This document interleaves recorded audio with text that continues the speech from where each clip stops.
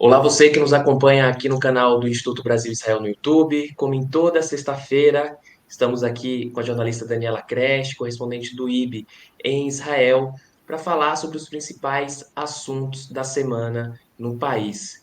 Sei que muita gente comentou nos últimos vídeos aqui do IB, eu Expresso, não vai ter mais, o que aconteceu?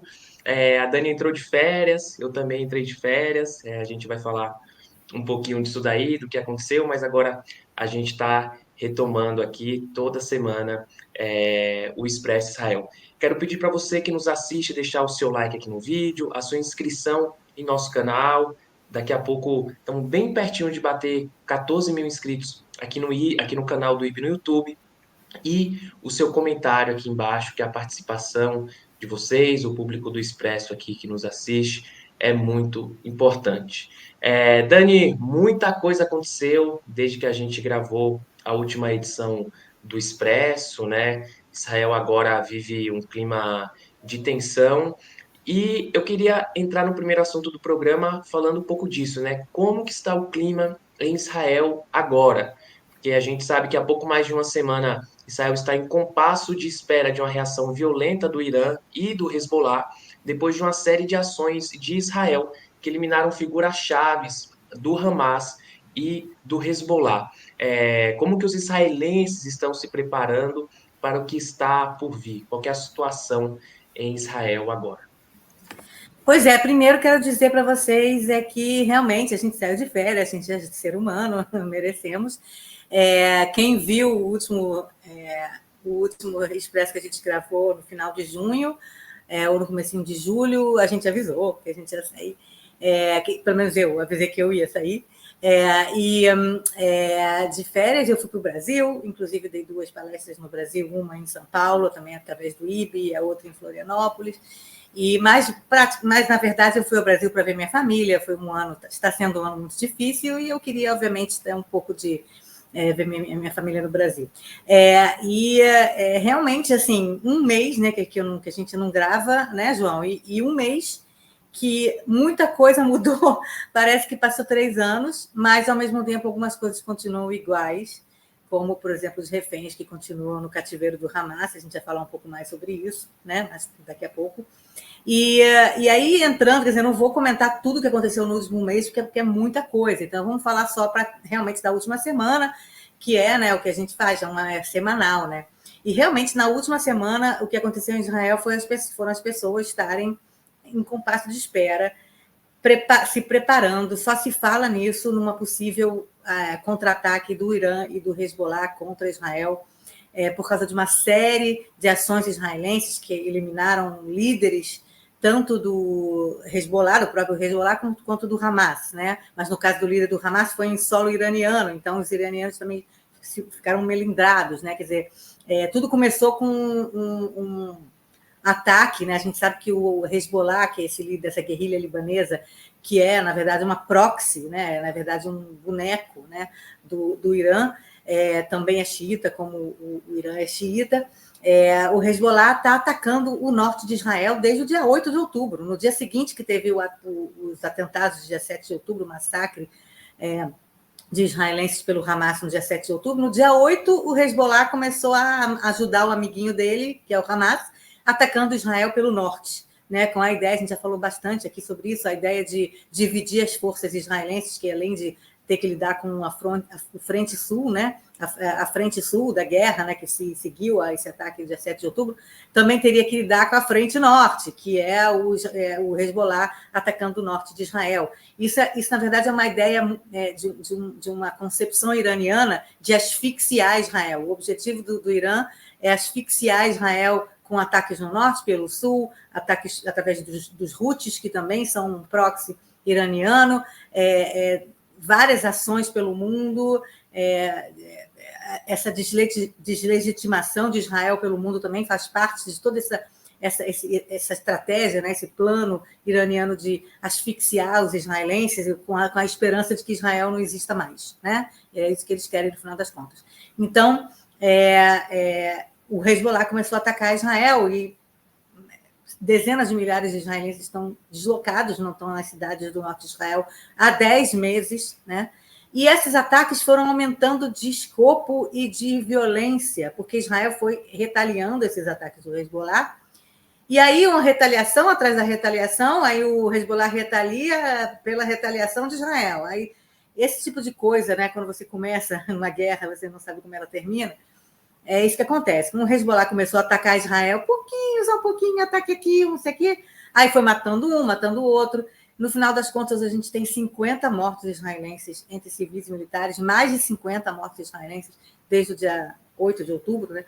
E o pior, quer dizer, na verdade, teve um outro atentado, um outro ataque que matou um rapaz de 28 anos depois disso, mas no dia 27 de julho, acho que foi 27 de julho, o Hezbollah lançou um ataque contra as colinas do Golã, que independentemente de o mundo achar que é ocupado, não é ocupado por Israel, Israel anexou esse território, mas no mundo a ONU não considera, independentemente disso, está sob controle de Israel, os israelenses protegem e consideram essas pessoas que moram nas colinas de Golá como israelenses, e elas têm todos os direitos como cidadãos do país. Então, o Hezbollah lançou um ataque contra as colinas do Golã e esse ataque foi...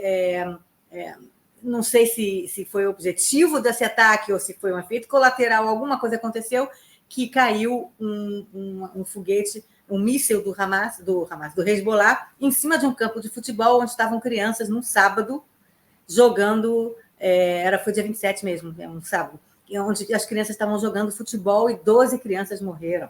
Crianças mesmo, assim, jogando futebol num sábado. Quer dizer, a partir daí é que Israel, então, fez um ataque para retaliar, para revidar, contra o número 2 do Hezbollah, um cara chamado Fuad Shuker, que era muito alto no ranking do Hezbollah, um dos braços direitos aí do Hassan Nasrallah, que é o líder do Hezbollah, e o cara estava em Beirute, Israel lançou um míssil, algum tipo de projétil, e matou o cara não sei onde ele estava, mas em Beirute, em um apartamento. E aí o Hezbollah já ficou, meu Deus, não sei o que, tal. Aí, no dia seguinte, ou 2 dias depois, foi confirmada a morte de um líder do Hamas, chamado Mohammad Def, que era um cara que já no dia 13 de julho, Israel tinha feito uma ação na faixa de Gaza e tinha dito que tinha matado ele, que ele tinha sido morto nessa ação, mas aí não foi confirmado, ninguém sabia se era verdade ou não, e era um cara que já tinha sido alvo de ações de Israel, porque é o cara que é um dos principais líderes paramilitares do Hamas, né, que programa e envia terroristas contra israelenses. Né?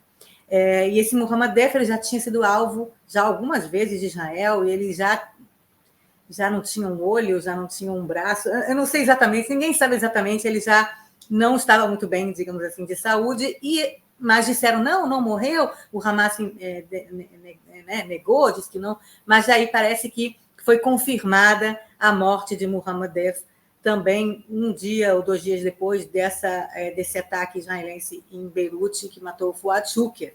E, como se não bastasse, no dia 31 de julho, houve um ataque, que a gente ainda não sabe exatamente qual foi a natureza dele, há informações, alguns dizem que foi um míssil, outros dizem que foi um drone, alguma coisa que saiu de um país vizinho, outros dizem que foi do próprio Irã, e outros dizem que, na verdade, foi um aparato, algum tipo de bomba que tinha sido colocada no quarto onde estava essa pessoa que eu vou falar agora, que, na verdade, esse artefato explodiu e morreu o líder do Hamas, a cara internacional do Hamas, o líder diplomático, digamos assim, do Hamas, Ismail Haniyeh, um cara muito conhecido internacionalmente, dentro de Israel também, um dos principais alvos de Israel já há anos, né?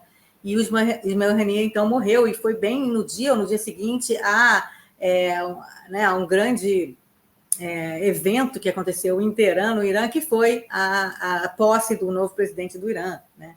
Inclusive, nosso querido vice-presidente Alckmin estava lá prestando sua homenagem.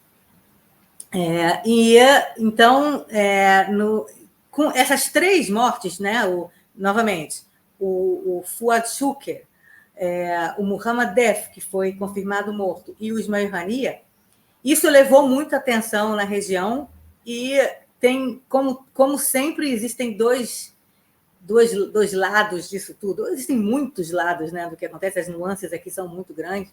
Mas se, por um lado, Hezbollah e Hamas e o Irã, porque a morte do Ismail Haniyeh aconteceu no Irã, em solo iraniano, ele não morava lá, ele morava no Catar e na Turquia, ele se dividia, mas ele estava nesse momento no Irã, melindrou os três grandes principais, o Irã e suas principais proxies, que é o Hezbollah, e o Hamas, que não é exatamente uma proxy, mas também atua, às vezes, como proxy do Irã.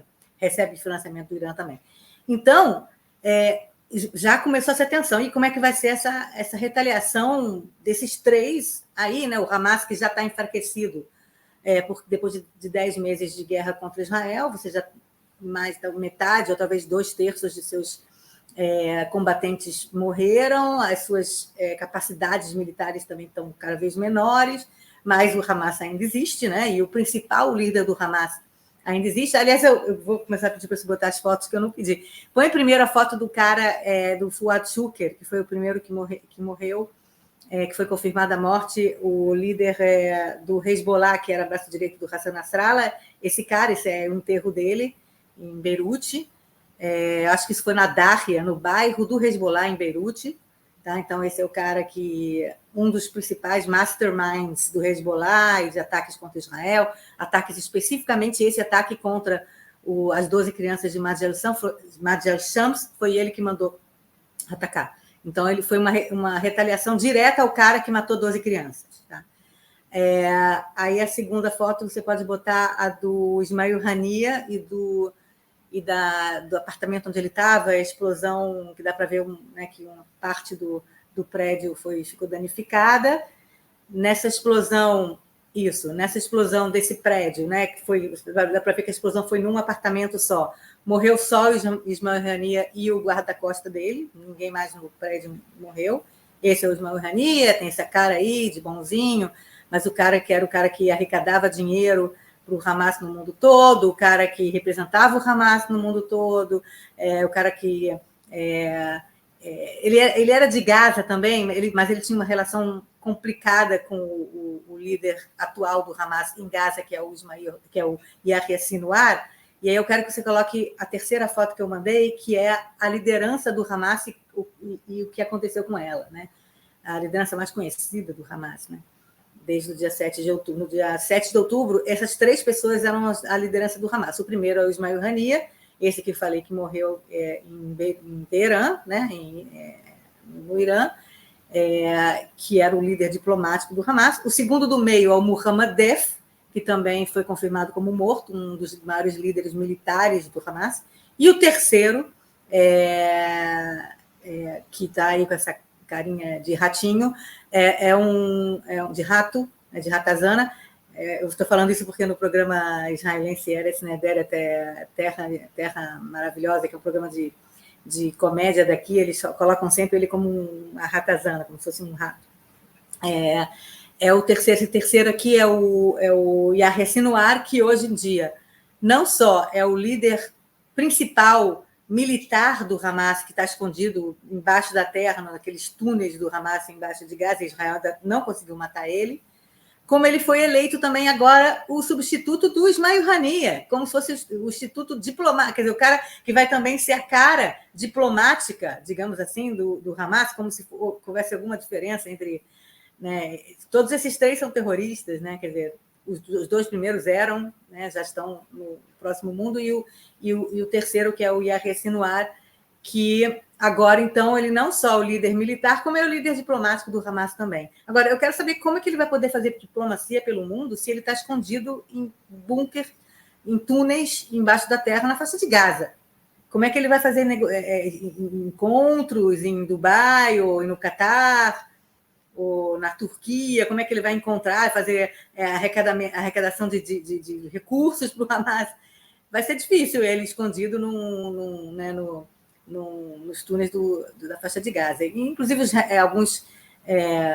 alguns comentaristas daqui disseram que ele não gostou muito dessa eleição, que ele não gostou muito, que ele não é um cara de diplomacia, mas a verdade é que o fato dele ter sido escolhido como líder, como né, o sucessor do Ismail Haniyeh, é uma demonstração da força dele, de como o Hamas encampou ele como o seu grande líder, o cara que mandou 3 mil pessoas matarem 1.200 israelenses, 1.300 israelenses no dia 7 de outubro, virou o grande mito, o grande cara maravilhoso, nós temos que ser como ele, e Yahya Sinwar, tá? Então, esse cara aqui, esse terceiro aí, é o único que está vivo dessas 3 aí, pessoas. E aí, então, passando agora para o que... Pode tirar as fotos. Agora, passando aqui para o que os israelenses estão sentindo. Então, desde o dia 31 de julho, que foi a morte do Ismail Haniyeh, hoje a gente está no dia 9, então são 9 dias de tensão que os israelenses sabem, através de notícias também internacionais e analistas internos, informações, que o Irã resolveu que vai reagir diretamente e atacar Israel. A gente sabe que em abril o Irã atacou Israel também, por causa da morte de um de seus líderes, não foi em Teherã, né? Foi no Líbano, mas dessa vez alguém que não era não era iraniano, não era do regime iraniano, mas era do Hezbollah, mas foi morto em Teherã. Então é uma humilhação para o Irã, para o regime iraniano. Então o regime resolveu que vai atacar Israel de novo, né? Quer dizer, aquele precedente de abril virou uma coisa tipo, a partir de agora, então, já se pode atacar Israel diretamente. Isso que é o problema de você ter um precedente, né? É que depois ele continua, né? Quer dizer, ele abre as porteiras aí para novamente repetir aquilo, né? Então fica essa coisa de que se o Irã vai atacar ou não vai atacar Israel. Não só o Irã, como o Hezbollah, por causa da morte do Fuad Shukr também. Quer dizer, então seria uma retaliação em conjunto, né? Irã, Hezbollah, milícias xiitas no Iraque e os Houthis no Iêmen. Seriam essas 4 forças, e o Hamas também, não sei como que ele poderia fazer, mas com o Hamas e o Hamas também. Seriam essas 5 forças reagindo, não sei se junto ou de maneira, uma cada dia, não se sabe, ninguém sabe, né? Aliás, ninguém sabe quando vai acontecer, o que vai acontecer, como é que vai ser essa retaliação, se o Irã vai novamente lançar mísseis de longo alcance contra bases militares de Israel, se vai lançar mísseis contra Tel Aviv, se o Hezbollah vai lançar mísseis contra Haifa ou também contra Tel Aviv. Enfim, os israelenses estão em pânico. Estão em pânico há 9 dias. Muitas pessoas não estão reagindo sem sair de casa, não querem sair de casa, se saem de casa, ficam muito próximos à sua casa ou a um lugar que tem um abrigo antiaéreo, algum bunker, sempre assim, pensando, sempre conscientes de que para onde eu vou fugir se acontecer alguma coisa, né? Muita gente realmente preocupada, muita gente abrindo, né, os refúgios antiaéreos, os abrigos antiaéreos públicos, né, que as prefeituras fazem isso, e as pessoas em casa abastecendo seus próprios quartos seguros, digamos assim, né? A gente sabe que os israelenses nos prédios mais novos têm um quarto seguro, que é um quarto reforçado com janelas de ferro e paredes de concreto. Então as pessoas estão colocando água, porque a orientação é que você tenha 3 dias de água, de comida enlatada, de pilhas, você comprar um radinho de pilha, porque pode acabar a eletricidade. O grande medo é que o Hezbollah ou o Irã destruam alguma infraestrutura de eletricidade, também antenas para celular, enfim. Então, existe aí uma preocupação com a infraestrutura. E a gente está no meio do verão, se não tiver aqui ar-condicionado, as pessoas não têm ar-condicionado, não tem luz, não tem não sei o quê, não tem nada. Imagina você ficar 3 dias sem luz, né? E o seu celular não vai durar 3 dias. Então, eu vou mostrar para vocês o meu kit quarto seguro, que está além do quarto seguro da minha casa, né? Que o João conheceu, que ele veio aqui em casa, ele viu o quarto seguro da minha casa. O quarto seguro da minha casa é o quarto onde a minha filha dorme, é o quarto dela. E lá, então, agora tem 8 garrafas de água de 1,5 litro. Tem comida que eu botei lá, snacks, tipo assim, batata frita, essas coisas todas e algumas coisas enlatadas. E o meu kit, que eu vou mostrar para vocês. O kit é o seguinte, isso aqui Primeiro eu comprei... Isso aqui é um ventiladorzinho a pilha, porque se não tiver luz e no meio do calor de 40 graus tem um ventiladorzinho a pilha. Outro ventiladorzinho a pilha, esse é bonitinho aqui do loja japonesa. Velas, porque vai que acaba, né? Velas, porque vai que a gente precisa de velas e, né, para acender as velas. Pilha, esqueci o nome disso. Isso aqui são... como é que é o nome disso? Lanterna. Lanterna. 4 lanternas, a pilha. Estou fazendo uma bagunça aqui com o meu kit. Muitas pilhas, pilha de pequena, pilha média, para colocar nesses no radinho, no ventilador.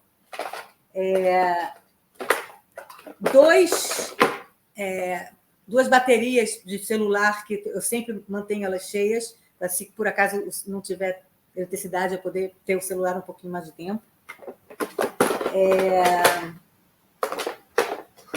O que mais? É isso.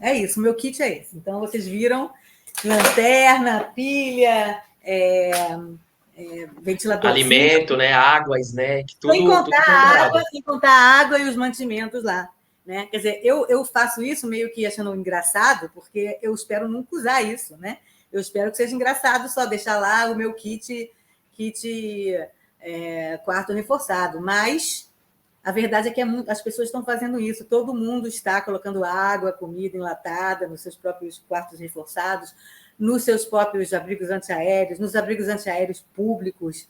E a gente vê, inclusive, as pessoas trocando ideias. Não, o que você fez? Você comprou isso, comprou aquilo? A gente viu, né, João, pessoas aqui comprando geradores para as casas. Principalmente, imagina se você tem criança, você tem algum parente que precisa que está acamado. Insulina, alguma coisa, que precisa de insulina, ou que precisa de alguma coisa, ou que está acamado, que está com algum tipo de aparelho para respirar, sem contar os hospitais que têm seus geradores. Inclusive, os hospitais já mostraram que todas as emergências estão embaixo da terra agora. Estão nos estacionamentos ou em abrigos antiaéreos que foram construídos nesses hospitais. Quer dizer, está todo mundo se preparando para que celular via satélite também, né, Dani? Mostrou celular via satélite, que não é barato. Né? Isso eu não tenho no meu kit. Eu fiquei até com, meu Deus, não tenho celular via satélite.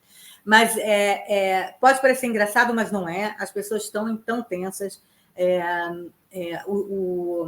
As pessoas estão indo menos a shopping center comprar, está afetando a economia também, porque as pessoas não estão saindo de casa, não estão pensando, vou comprar um vestido novo, porque as pessoas não sabem o dia de amanhã, né? O dia do amanhã. Quer dizer, então está essa tensão muito grande. O meu escritório, onde eu trabalho, fechou a semana toda. Num certo momento, falou: quem quiser vir, pode vir, porque eles têm também realmente um abrigo antiaéreo no subsolo. Mas quem não quiser ir, não precisa vir. Então, muita gente não foi a Tel Aviv durante a semana para trabalhar, ou outras cidades, trabalharam de casa com esse temor de que acontecesse alguma coisa. Né? Então, novamente, né, a gente não sabe quando vai acontecer. Também tem muitas memes para tentar fazer as pessoas ficarem mais... Né, dar uma certa, não tranquilidade, mas pelo menos fazer as pessoas rirem um pouco no meio dessa tensão.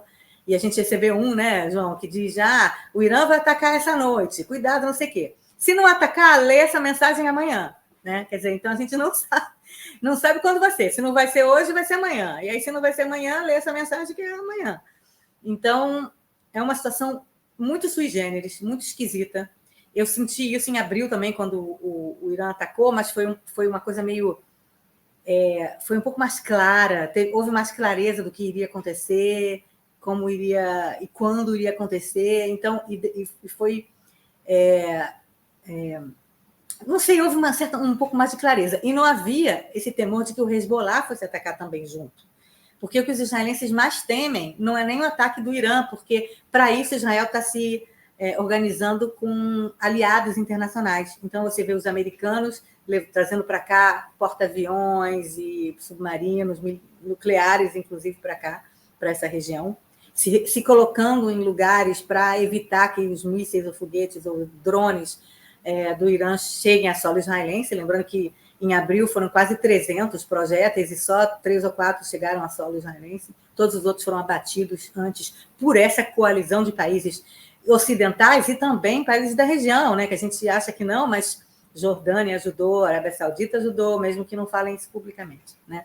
Então, existe um pouco mais de calma, não calma, ninguém está calmo, mas em relação a esse ataque do Irã, que também seria um ataque que você tem mais alerta. Um míssil para chegar do Irã a Tel Aviv ou a Israel demora 12 horas. Então, se o míssil sair de lá, você tem 12 horas para ver o que você vai fazer, entendeu?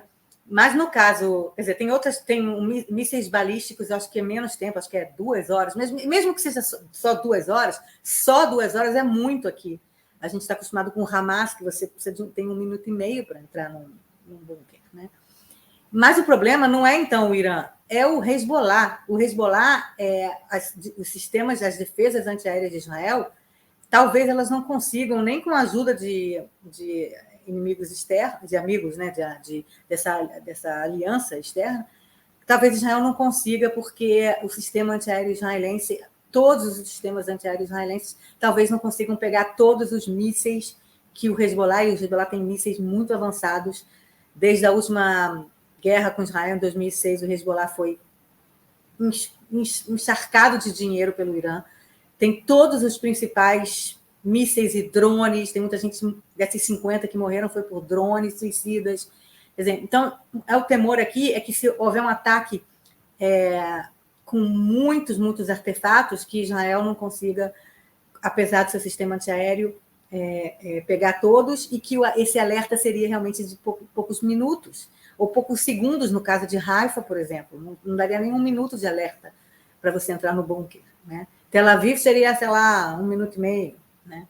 Quer dizer, então o temor mais é o Hezbollah, o que o Hezbollah faria ou fará, mais do que o Irã. Mas, então, é esse o clima que está agora. A gente está pensando nesse fim de semana, hoje é sexta-feira, talvez vocês sejam mais inteligentes quando vocês receberem estiverem escutando aqui ou vendo aqui o Expresso, talvez vocês saibam mais do que eu, porque talvez tenha já acontecido alguma coisa.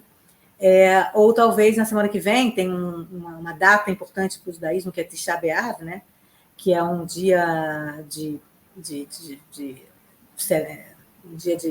pensamento, um dia de mais luto. intrusivo, né? Um dia de luto para o judaísmo, porque foi quando foi destruído o primeiro templo judaico, o segundo templo também, e o Hezbollah adora usar essas datas, o Irã também, essas datas religiosas aí para atacar. Entendeu? Então as pessoas estão um pouco tensas esse fim de semana, Tisha B'Av, que é dia 12, né, daqui a 3 dias. E, enfim, vamos ver. Os americanos dizem que estão fazendo uma diplomacia intensiva e que já conseguiram, talvez, debelar o Irã de fazer um ataque grande. Parece que o novo presidente do Irã também é contra que haja um ataque muito grande contra Israel. Ele não quer que comece uma guerra regional. Esse novo presidente parece ser um pouquinho mais moderado do que os ayatolás, né? Mas a gente nunca sabe o que realmente está acontecendo. Pode ser que eles pararam de falar que vão atacar Israel tanto assim, eles, né, a retórica deles caiu um pouquinho, mas talvez seja só para enganar, né? Então a gente não sabe, e também a gente não sabe o que o Hezbollah vai fazer, e talvez esse ataque, essa reação do Irã e do Hezbollah contra Israel não seja nem Israel. Talvez eles queiram atacar alvos israelenses, como embaixadas pelo mundo, ou talvez centros judaicos, como aconteceu com a AMIA em Buenos Aires. Quer dizer, a gente não sabe exatamente o que eles podem estar preparando como reação à morte de seus líderes terroristas. Então, os Estados Unidos estão nessa tentativa agora de fazer tudo para debelar e para acalmar os iranianos, e a principal tentativa é que haja um acordo de libertação dos reféns israelenses da faixa de Gaza com o Hamas, e que o Hamas receba aí Israel vai ter que pagar um preço altíssimo que o Hamas está pedindo, mas que talvez isso seja o fim da guerra no sul com Gaza. E com o fim da guerra em Gaza, talvez o Hezbollah pare também, porque o Hezbollah falou, a gente só para quando acabar a guerra, quando vocês saírem de Gaza. Então, talvez seja por aí um pouco a tentativa americana de acalmar a região, através de Gaza, de um acordo que faça com que a guerra em Gaza termine, e aí o Hezbollah se acalme também, e o Irã também se acalme, né? Então, vamos ver, nas próximas horas e dias saberemos mais, teremos mais clareza do que realmente está acontecendo, ou não. Talvez a gente volte semana que vem e ainda não tenha acontecido nada, e a gente ainda esteja tenso, né? É uma situação muito triste, muito tensa, né, Dani? Eu, como você falou, eu tô aqui em Israel e ontem, que a quinta-feira aqui é como se fosse a sexta ou sábado no Brasil, né, que é o dia que todo mundo sai. E um comerciante falou, né, que se não fosse pela situação, que ia estar bombando, que ia estar cheio de gente na rua, festejando, curtindo a vida, curtindo a noite. Tá verão, aqui tá bem quente, né? Então, e tava bem parado, bem diferente assim a rua e ele falou que se fosse em outra situação ia estar bem cheio e é ruim porque é toda essa tensão, a gente não sabe quando vai ser, e aí as famílias vão se preparando, né? Tem essa situação de não saber quando vai ser o ataque, viver nesse estado de tensão, até compartilhando aqui com quem assiste o Expresso. Eu ia voltar para o Brasil essa semana, mas o meu voo foi cancelado, e um dos motivos é que várias companhias aéreas estão com medo, né, desse possível ataque iraniano, do Hezbollah, então muda a situação por um todo, não em todo o sistema, em toda a sociedade, a economia, os transportes, o turismo, tudo é afetado por conta dessa situação e desse possível ataque ou do Irã ou do Hezbollah. Né? A gente vai Não, seguir. inclusive, eu queria até falar desse negócio dos voos, né? Porque não só afetou você, que você ia voltar para o Brasil ontem, né? E não conseguiu. Como tem 100 mil israelenses, talvez um pouco menos, mas mais ou menos esse número, que estão tentando voltar para Israel e seus voos foram cancelados porque as empresas aéreas não estão vindo para Israel. E isso é um indicativo um pouco da resiliência israelense, de que vai ter um ataque, está todo mundo tenso, preparando o bunker, e um montão de israelenses querendo voltar para cá. Você compara isso com o que está acontecendo em Beirute, porque está tendo uma fuga enorme, governos internacionais falando: peguem primeiro o avião para fora de Beirute, porque vai ter ataque em Beirute israelense. Né? Se o Hezbollah atacar Israel, Israel vai contra-atacar contra Beirute, não sei o quê. E as pessoas fugindo do Líbano, e os israelenses querendo voltar para Israel. Quer dizer, existe aí muitas coisas que podem ser aprendidas em relação aos israelenses nisso, um pouco, né, de querer estar no seu próprio lar, acreditar nas defesas israelenses, querer estar com a família, e um certo nacionalismo de que eu vou estar junto com o meu povo nesse momento. E, ao mesmo tempo, você vê também as lideranças do Hezbollah, que é um grupo que foi criado para atacar Israel, não tem nenhum outro motivo de criação do Hezbollah, e que hoje em dia se infiltrou no governo libanês, foi se infiltrando no governo libanês, como se eles não se interessassem, não se importassem com o que eles vão causar caso ataquem Israel, caso ataquem Tel Aviv, o Haifa. Israel vai atacar Beirute. Vai atacar Beirute e vai atacar muito forte Beirute. E as pessoas lá não estão preparadas como os israelenses estão, de ter bunker, de ter quarto seguro, de ter não sei o quê, porque os israelenses se preparam para essas coisas, porque eles sabem que vão ser atacados.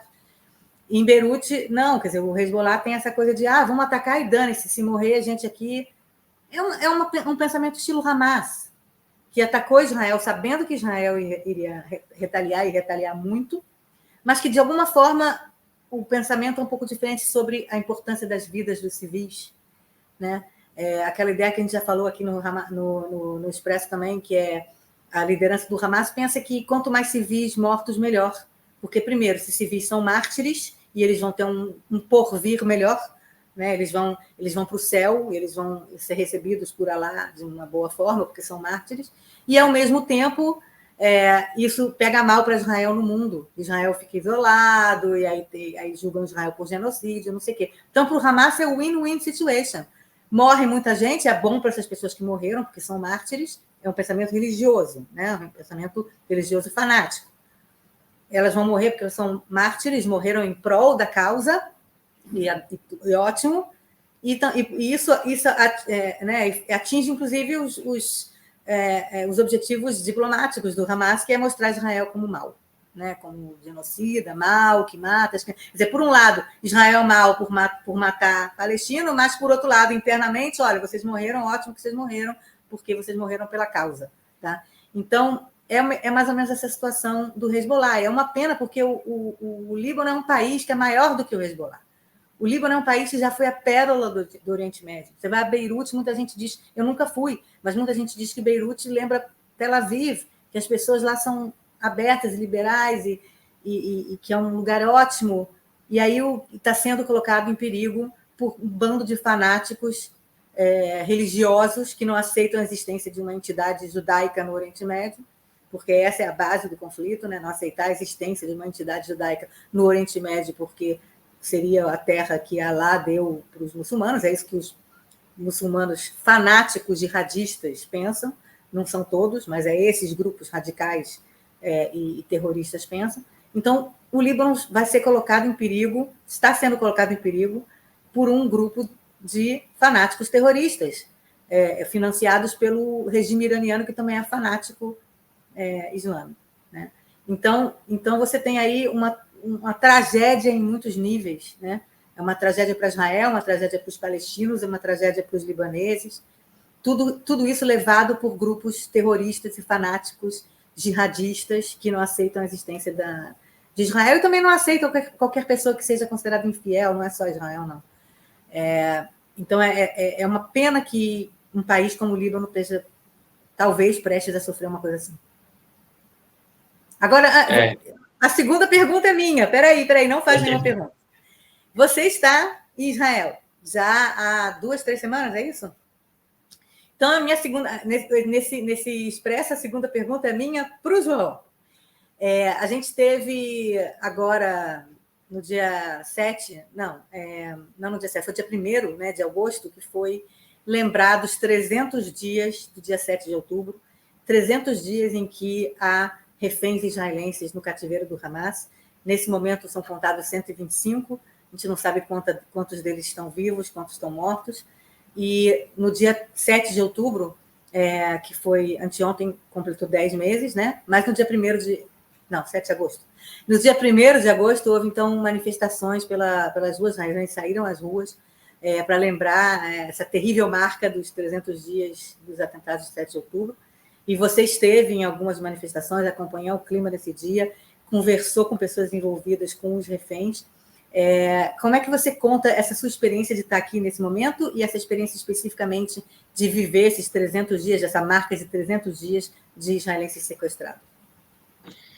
Né, como você falou, agora invertendo aqui a ordem do programa, estou aqui em Israel, para além das manifestações, né, e dos contatos com a família. Eu acho que é importante falar também da minha experiência, que eu visitei alguns lugares que foram atacados em 7 de outubro, em particular a cidade de Siderot, que fica muito próxima de Gaza, e a área onde aconteceu o Festival Nova, né? Festa Rave, que inclusive tinha alguns brasileiros que infelizmente foram mortos pelo Hamas. E é isso, estive na manifestação dos 300 dias na Praça dos Sequestrados, conheci familiares de jovens da Universidade de Gaza, tem inclusive. João, deu um problema aí com o seu não estou te ouvindo direito. Não sei se teve algum problema no microfone. Segura aí rapidinho. Agora melhorou. Melhorou? Sim. Então, volta aí que você estava falando na Praça dos Sequestrados. Isso.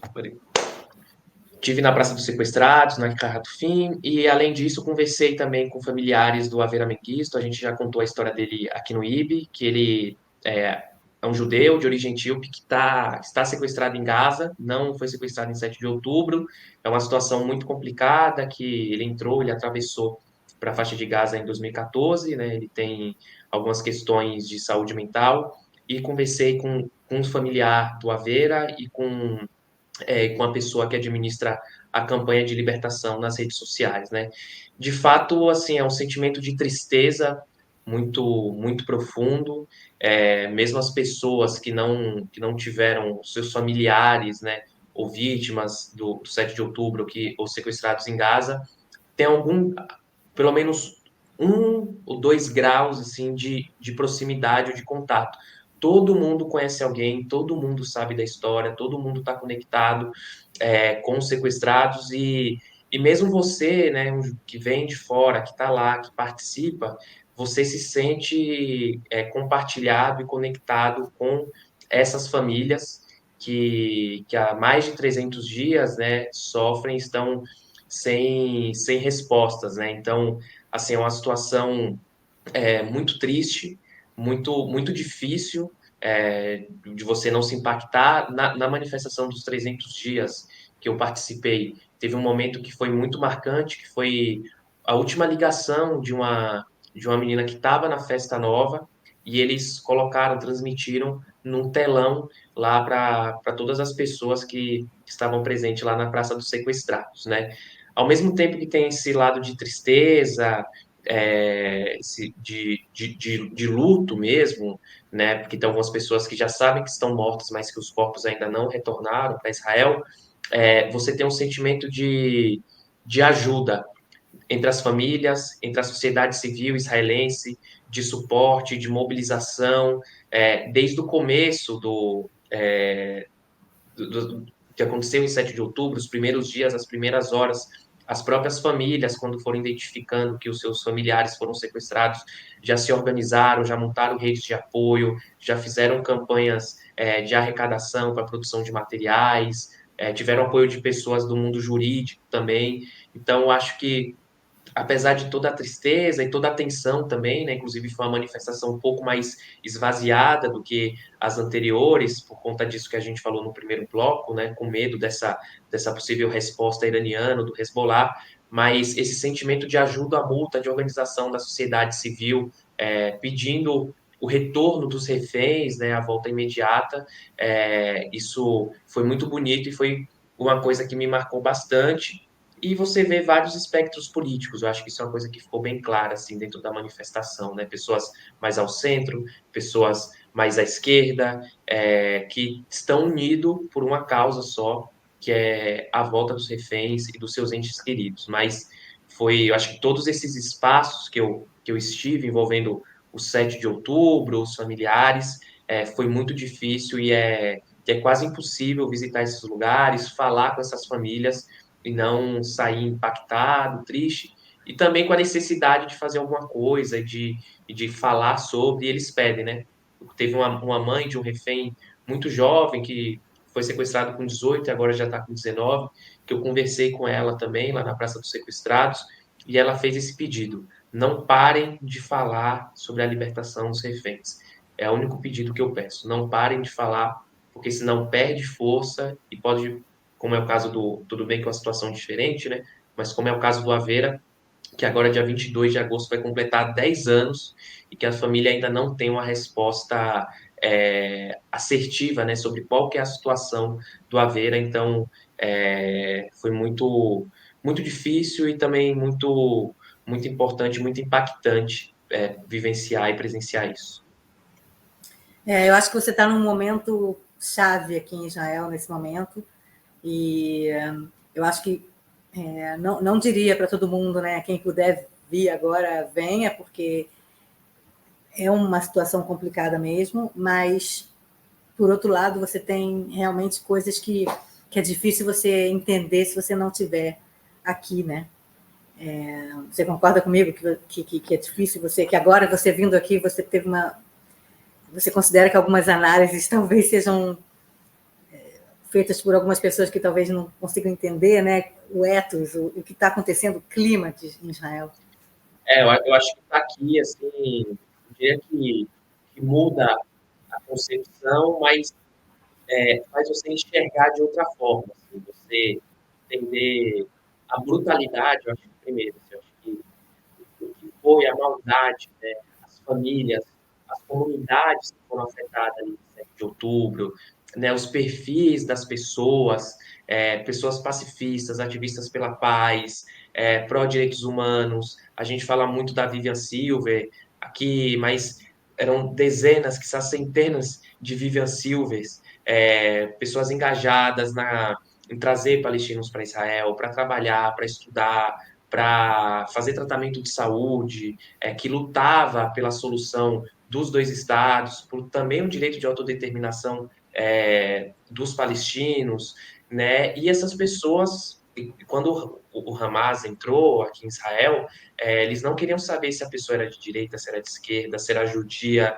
se era muçulmana, né? Eu acho que isso foi uma coisa que ficou claro, Se assim, era muitos estrangeira também, né? Tinha estrangeiros, filipinos, tinha tailandeses, muitos árabes muçulmanos, né, foram mortos pelo Hamas, drusos. 7 de outubro, drusos, né, a comunidade negra, que também pouca gente fala, né, de Ashkelon, que tem uma forte comunidade negra, foi uma cidade que foi muito afetada e está sendo muito afetada, que ela fica muito próximo da faixa da região de Gaza, da faixa de Gaza, e a gente só estando aqui consegue ter essa percepção, uma coisa que a gente até conversou, né, Dani, que todo dia no noticiário, é uma história. Hoje a gente teve uma história que acho que a gente assistiu junto, que me impactou bastante até, depois eu fui procurar, que foi um soldado druso que morreu, e que ele falou que ele ia voltar, que ele ia resgatar os reféns, que ele estava comprometido, nem que ele tivesse que sacrificar com a própria vida. Então, tá aqui, eu acho que aperta ainda mais, te choca ainda mais e faz você entender é, a brutalidade e como que a sociedade israelense está fragilizada, né?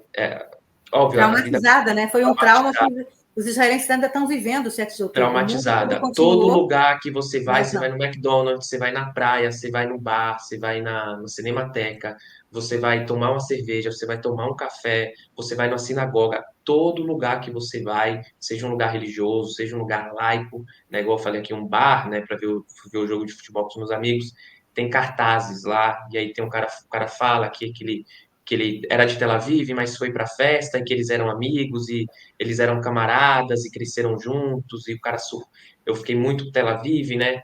E o pessoal que foi para Nova tinha muito pessoal que surfava, aí você vai nos lugares que dão parafina, ou que alugam pranchas, tem um cartaz lá, e aquele cara, quando ia para Tel Aviv, surfava naquela praia, um cara jovem, bonito, com toda uma vida pela frente. Então, é um trauma muito grande, a sociedade israelense ainda está vivendo isso, né? Ainda tem pessoas sequestradas em Gaza que a gente não sabe nem qual que é a situação. Aí, não vou falar do outro lado, né? Que eu não tive lá, eu não tive contato com as pessoas, que enfim, uma guerra é ruim pelos dois lados, mas eu estou falando aqui o que eu vivi, a minha experiência aqui em Israel, é que é um trauma muito grande e que a sociedade israelense está muito traumatizada, e todo lugar que você vai, eu acho que isso é o mais impactante. Todo lugar, você se lembra do 7 de outubro e se lembra das pessoas que estão lá, e, e é impossível, se eu não me. Fica essas coisas, né? Pô, poderia estar na festa nova, né? Pessoas muito próximas a mim estavam lá, uma festa de brasileiros, amigos aqui que falam que às vezes tem pesadelos de acordar de pijama na madrugada e aconteceu o que aconteceu em 7 de outubro. Então é muito triste, mas eu acho que é importante, é fundamental para ter essa percepção é, mais sólida mesmo do que a sociedade israelense está passando nesse momento. Isso mesmo. Vamos agora fazer uma pausa no trauma e falar de Olimpíada? Agora faz tempo, né, Dani, que a gente não fala de um assunto assim mais diferente. A gente falava do Eurovision, né, mas mesmo assim tinha uma parte muito triste, né, que é a perseguição que a Eden Golan sofreu durante a participação do Eurovision. Mas agora a gente está no meio de uma Olimpíada e queria falar com você sobre a participação de Israel nas Olimpíadas, porque apesar de tudo que está acontecendo em Israel desde o 7 de outubro, como eu falei agora, Israel está tendo o melhor desempenho, a melhor campanha olímpica do time olímpico de Israel de todos os tempos, e o que explica isso, né? O que faz com que, mesmo num momento tão difícil, o esporte israelense, a gente às vezes vê o número de medalhas, mas Israel é um país pequeno, né? Que está tendo um desempenho melhor do que até alguns países com mais atletas, com mais tradição nos esportes. Inclusive, por pouco Israel não leva 2 medalhas de ouro, né? É verdade. Hoje acabou de perder a ginástica olímpica, a ginástica rítmica. A menina ficou em quinto lugar, acabei de ver aqui agora. Mas não, realmente, assim, se você pega assim o histórico de Israel, Israel ganhou a primeira medalha que Israel conseguiu vencer foi nas Olimpíadas de Barcelona, acho que foi uma medalha de ouro e uma de prata. Depois demorou um tempão, não, de ouro não. Barcelona acho que foi de prata e de bronze. Depois teve Sydney, a primeira vez que Israel conseguiu uma medalha de ouro foi em 2004, em Atenas. Aí depois ficou um tempão sem conseguir medalha de ouro, aí conseguiu 2 medalhas de bronze no Rio. Israel só conseguiu 2 medalhas de bronze no Rio, tudo. Aí em Tóquio já melhorou, já foram 2 medalhas de ouro e 2 de bronze, então 4 medalhas. E agora em Paris foi 1 medalha de ouro, 4 de prata e 1 de bronze, quer dizer, 6 medalhas. Então, 6 medalhas é o maior número possível que Israel já fez. Não é ainda o melhor em termos de medalha de ouro, né? Que Tóquio, Israel teve 2 medalhas de ouro e agora Israel tem, por enquanto, só uma, né? Enquanto país, Israel está no lugar 32, número 32 dos países. Chegou a estar coladinho no Brasil em 20, 19, 20, numa época, né, alguns dias atrás, mas o Brasil conseguiu mais medalhas, foi melhorando. E realmente um desempenho muito bom para um país muito pequeno, de menos de 10 milhões de pessoas. Acho que tem 2 respostas para ir, por que Israel está conseguindo boas colocações nessas Olimpíadas. Primeiro, porque Israel realmente está investindo já nos últimos 20 anos, e aí os frutos demoram, né? Mas Israel está investindo nos últimos 20 anos em algumas áreas, que são as áreas principais que os israelenses têm mais força, né? Que nem no Brasil você tem algumas áreas também que estão se mostrando que Israel tem, que o Brasil pode conquistar medalhas. Áreas mais fortes, né? Tipo Mais fortes, canoagem, exatamente. surf, Isso. skate, né? Então, Israel tem algumas áreas que são as melhores de Israel, como vela, que foi que Israel ganhou. Aliás, você podia botar a foto aí do cara que ganhou a medalha de ouro, a única medalha de ouro até agora que Israel venceu, foi um cara chamado Tom Reuveni, que ganhou a medalha de ouro na vela, né? Mostra ele aqui. Foi a única vez que tocou o Atikva, o hino israelense, nessas eleições, nessas Olimpíadas. Então, é a vela, que é muito forte, os israelenses são muito fortes de vela, são muito fortes, principalmente em judô. Nessas Olimpíadas, Israel conseguiu 2 pratas em judô e uma bronze também de judô, e a ginástica artística. Então, você tem três áreas que os israelenses são muito bons, que é vela, judô e ginástica artística. Aliás, o Brasil também está melhorando nessas 3 áreas, né? Engraçado, a gente vê muitos brasileiros também. E ginástica olímpica também, tem um cara que é principalmente um excelente atleta israelense chamado Artyom Dolgopiat, que conseguiu medalha de prata nessas Olimpíadas agora, acho que foi no solo, mas quer dizer, é um cara de ginástica olímpica também, além das meninas da ginástica artística, né? Então você tem essas 3 ou 4 áreas que os israelenses são muito, muito bons. Então você vê depois de uma Olimpíada como essa, a quantidade de crianças que vão fazer judô. Tem os cursinhos de judô que ficam cheios, a quantidade de crianças que também vão fazer vela, vão lá no Eilat para aprender a velejar, né, windsurf, então não sei o quê. E, quer dizer, então, ginástica olímpica também, e ginástica artística está aumentando muito, cada ano tem mais crianças fazendo ginástica olímpica e ginástica artística. Eu acho que também você tem a vinda de muitos atletas do passado, né, da Rússia, da ex-União Soviética, que vieram para Israel nos últimos 20, 30 anos. Então, a ginástica artística ela só cresceu aqui também por causa de treinadoras, né, russas ou ucranianas, ou, que vieram para Israel, judias, né, que vieram saindo quando abriu a União Soviética, e vieram para cá, aliar, né, russa. Então, você tem vários fatores. Agora, tem um outro fator, que é o fator também de querer realmente representar o país, né, de ser importante não só pessoalmente para os atletas, mas também nacionalmente. Eles sabem o quanto isso alegra. Acho que o Brasil também entende isso, né? Toda vez que tem um ouro, né, no Brasil, é a manchete do jornal, tal. Quer dizer, então, aqui também esse orgulho nacional pelos atletas que ganham medalha, pode ser de bronze, ou agora que a menina ficou em 5º lugar, mesmo assim as pessoas ficam muito orgulhosas de ter Israel participando, né? Eu acho que também tem uma coisa também de peitar quem acha que Israel é um país imaginário, um país, sei lá o quê, ou que queira a destruição e o fim de Israel, ou que considere Israel como o malzinho da história. Acho que esses atletas eles vão muito no sentido de dizer, olha, a gente vai aqui representar nosso país, temos orgulho dele, e é um país com muitas coisas boas, muitos pontos positivos, apesar de todos os problemas. Que país não tem problemas, né? Então, acho que tem um pouco dessa coisa também de representar, de querer representar, né? Você vê, inclusive, muitos jogadores e muitos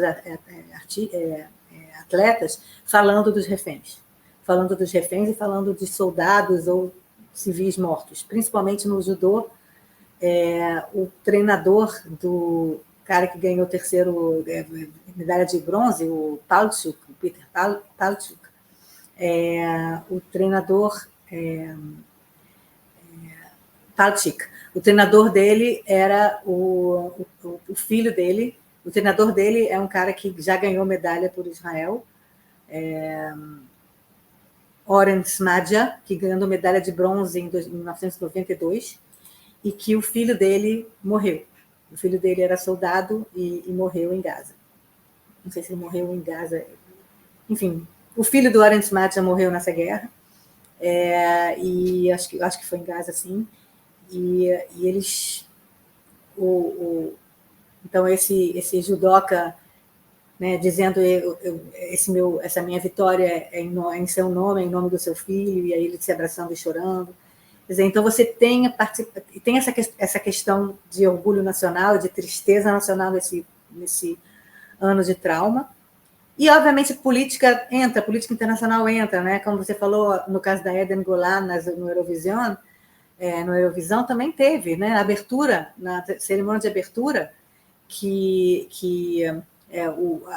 a delegação israelense, uma delegação grande, acho que foram 80 e tantos atletas, eles tiveram que se esconder, porque eram barcos, né, na entrada, né, da abertura. Então, todo mundo estava em barcos e a delegação israelense estava embaixo, na parte de baixo do barco, e só deixaram a delegação israelense subir para poder fazer, né, dar tchauzinho para o público, quando chegou o momento certo que iria aparecer na televisão. Então, há muito guarda-costas, muito aparato de segurança em volta de todos os atletas israelenses. Alguns receberam ameaças de morte, estão com guarda-costas. Quer dizer, então, apesar de tudo que a gente vê na tela ser bonito, e realmente a Olimpíada é um lugar muito bonito de camaradagem internacional, você tem esses bastidores que são, obviamente, muito tristes. Mas é engraçado, porque eu estava vendo hoje a ginástica artística e você vê as meninas dançando, as meninas de vários países, tinha do Egito, tinha do Uzbequistão, tinha de Israel, tinha da França. Não dá para saber de que país é cada grupo. Se não tivesse a bandeirinha do lado, porque todas as meninas de 17, 18 anos, com o cabelinho para trás, não sei o quê, com aquelas roupas, todas parecem iguais, porque são todo mundo ser humano, e é todo mundo jovens de 17, 18 anos. Não tem uma diferença básica na humanidade das pessoas, sabe? E a Olimpíada é muito boa para mostrar isso. Infelizmente, a gente tem que ver nos bastidores pessoas que, né, ainda de vez em quando tem no judô um atleta iraniano que não quer apertar a mão, não quer lutar contra o israelense. Você tem ainda essas tensões geopolíticas, infelizmente, quando se trata até de esporte, né, que deveria ser uma coisa, principalmente, né, os valores olímpicos de só esporte sem animosidades políticas. É um evento tão bonito, né, que é a união de vários países, do mundo inteiro, poderia passar até uma mensagem positiva, né, de amor, de esperança, de não vamos deixar o que acontece nos nossos países influenciar isso, mas colocar a vida de atletas, né, de seres humanos, de pessoas que estão lá para praticar o seu esporte, para não só defender o seu país, mas como você falou, né, incentivar a prática da modalidade por outras gerações, correndo risco de vida, tendo atletas que desistem de participar e de competir por puro preconceito, né? Eu acho que não tem outra explicação que não seja isso. E situações como essa, né? De pessoa ter que andar com guarda-costas, com segurança, não poder. Você pensa Paris, uma cidade tão bonita, com tantas atrações turísticas, né? Deixar de viver a cidade ou deixar de viver a Vila Olímpica simplesmente por conta do seu país, da sua etnia, da sua religião.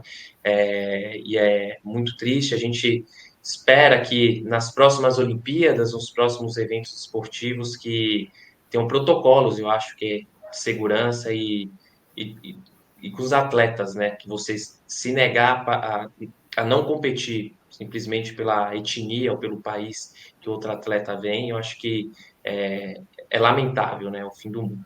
Mas participação histórica de Israel, né, Dani? Maior número Mas de apesar de tudo medalhas isso, aí. apesar de tudo isso, participação histórica de Israel e como eu falei, né, a maior campanha com 6 medalhas até agora. Não sei se vai ter mais alguma. Os israelenses estão muito felizes porque nesse ano, né, de tanta tensão, de tanta tristeza, a expectativa era de que ia conseguir no máximo 4 e olhe lá, e vamos ficar muito felizes se a gente conseguir qualquer coisa, né? Então, o fato de ter conseguido uma de ouro e no máximo 6, e você ter gente participando de várias áreas, de várias competições, é um orgulho nacional muito grande, e é uma maneira também, é uma espécie de escapismo, né, que os israelenses podem talvez se orgulhar de seu país e talvez fazer com que a mente não pense tanto no que pode acontecer nos próximos dias. É isso. E a gente vai chegando ao fim de mais uma edição do Expresso Israel. Obrigado, Dani, aqui por estar de volta, né? Trazendo aí relatos, atualizações dessa semana tensa em Israel. A gente vai seguir aqui acompanhando no IB as movimentações nesses próximos dias. Agradecer você também que chegou até o fim dessa edição do programa. Pedir para você deixar o seu like aqui no vídeo, a sua inscrição em nosso canal, seu comentário aqui embaixo, compartilhar com seus amigos e amigas no WhatsApp, Facebook, no X, todas as redes sociais. E até sexta-feira que vem. Tchau, tchau. Tchau, gente. Até sexta-feira que vem.